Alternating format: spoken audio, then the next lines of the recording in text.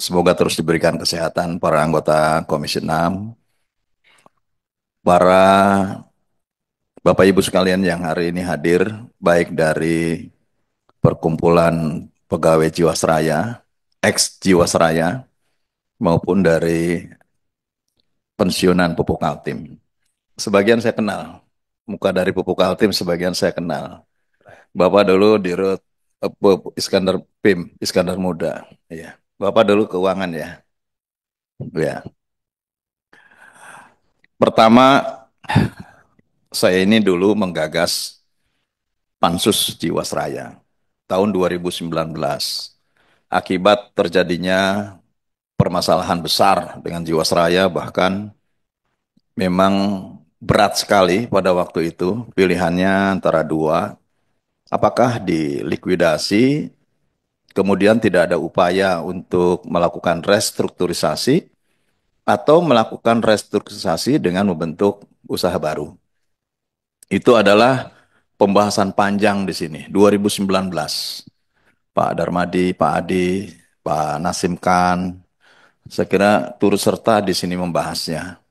Dan bahkan yakinlah 100% bahwa kami mendukung para nasabah pada waktu itu ataupun para pengelola dana pensiun, baik BUMN maupun pihak lain. Karena pilihannya sulit memang. Kalau kemudian dilikuidasi, ini sama sekali tidak ada tempat mengadu dan hilang sama sekali. Bahkan kemudian pilihan kedua itu muncul eh, haircut. Bagaimana memotong terhadap hak-hak para nasabah. Ini juga berat, Pak. Jujur kami berat. Oleh karenanya pada waktu itu, atas opsi yang diajukan oleh Jiwasraya, termasuk di dalamnya adalah Pupuk Kaltim, adalah mengkomunikasikan dengan para pihak agar rencana untuk restrukturisasi dengan pemotongan yang begitu besar. Besar sekali pemotongannya, Pak. Ini supaya tidak menimbulkan kezoliman bagi para nasabah. Harus dibicarakan gitu.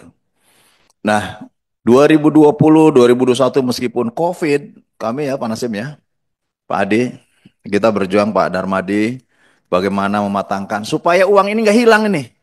Uang nasabah ini nggak hilang. Uang para pegawai, pensiunan pegawai nggak hilang yang dikelola oleh Jiwasraya.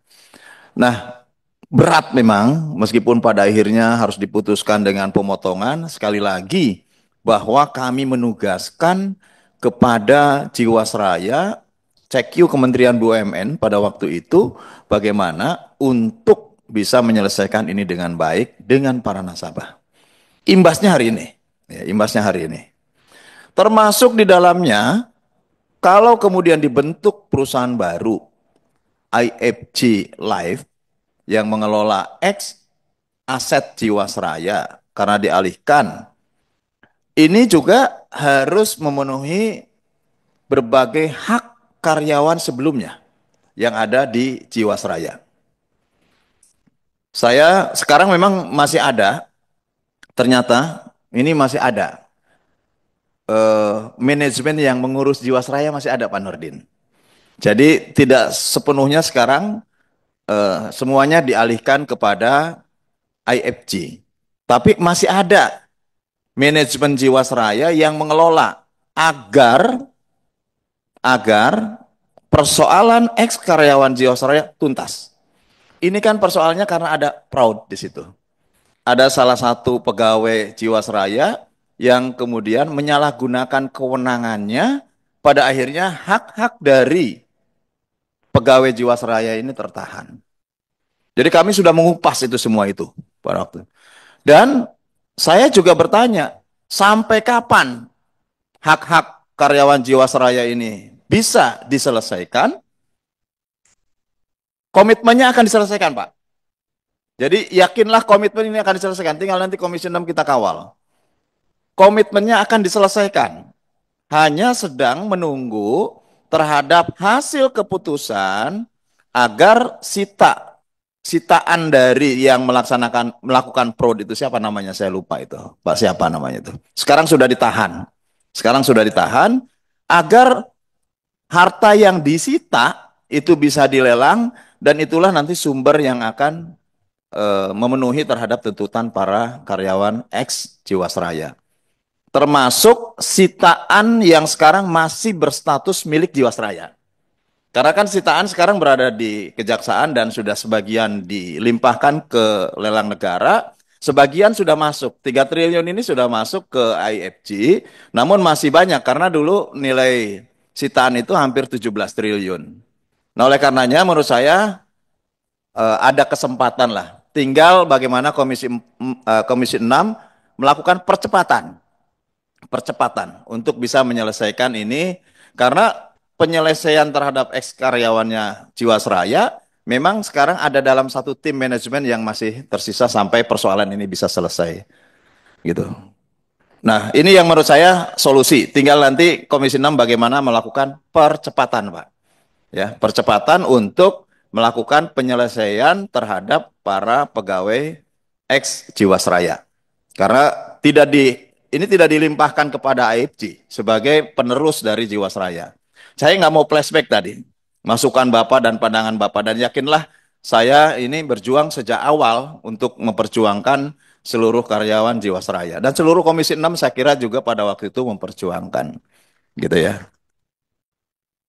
Nah, tinggal percepatan Pak, tinggal percepatan gitu. Ada namanya Pak Lutfi, nanti saya kasih nomor teleponnya kepada pimpinan yang masih tersisa. Ini saya masih sering nanyain, itu gimana? Selesai belum?